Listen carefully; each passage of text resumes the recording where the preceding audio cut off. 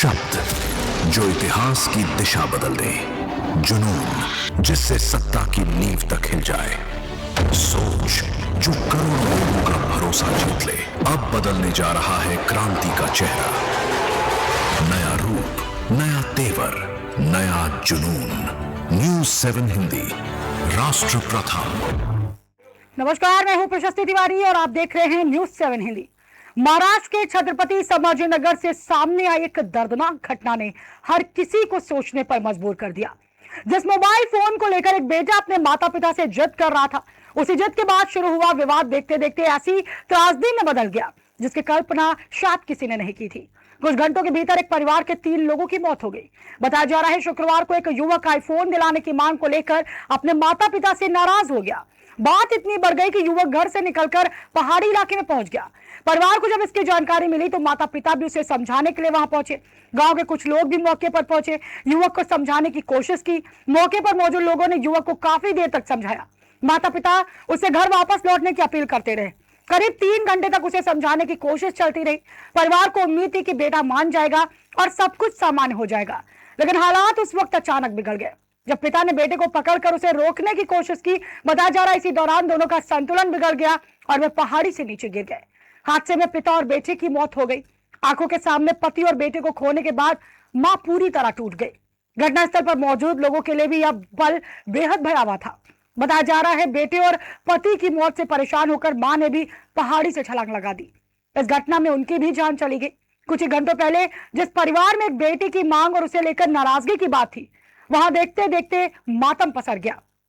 एक साथ 3 जिंदगियां खत्म हो गई। इस घटना ने एक बड़ा सवाल जरूर खड़ा कर दिया है, क्या किसी चीज की चाहत या जिद इंसानी जिंदगी से बड़ी हो सकती? आज के दौर में मोबाइल फोन सिर्फ जरूरत नहीं है, बल्कि कई युवाओं के लिए स्टेटस और पसंद का हिस्सा बन चुका है।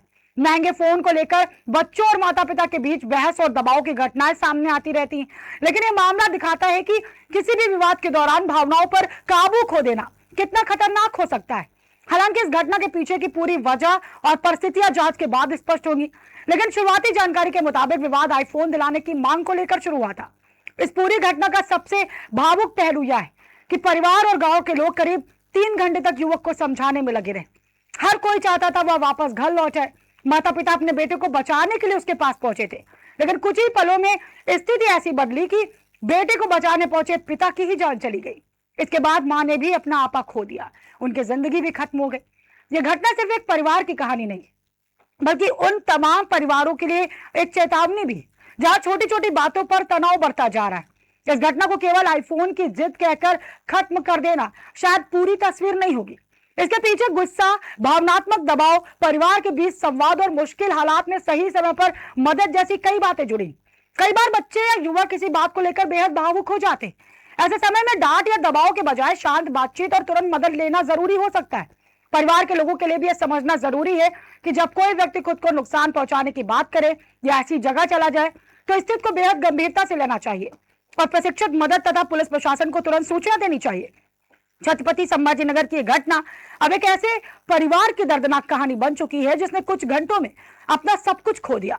जिस बेटे को बचाने के लिए माता पिता पहाड़ी तक पहुंचे थे, वही कोशिश आखिरकार पूरे परिवार के लिए आखिरी सफर बन गई।